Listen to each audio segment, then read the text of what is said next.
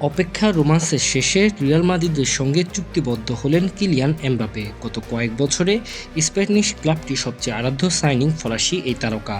এমবাপের সঙ্গে আগেই চুক্তি সই হলেও মাদ্রিদের খেলোয়াড় হিসেবে তাকে মঙ্গলবার পরিচয় করে দেওয়া হয়েছে দর্শকের সামনে। মাঠে দর্শকের সঙ্গে পরিচয় করে দেওয়ার আগে রিয়াল মাদ্রিদের রীতি অনুযায়ী ক্লাব সভাপতি ফ্লোরেন্তিনো পেরেজ তাকে সান্তিয়াগো বার্নাব্যু ঘুরে দেখান। বার্নাব্যুতে মাদ্রিদের ট্রফি ক্যাবিনেটের সামনে এমবাপের হাতে তার জার্সি তুলে দেন পেরেজ। লস ব্লাঙ্কারদের হয়ে ৯ নম্বর জার্সি গায়ে চাপিয়ে মাঠ মাতাবেন Mbappe. Tenía confianza en mí desde el primer día. Pasaban muchas cosas, pero quiero decir gracias. 1, 2, 3. ¡A la Madrid!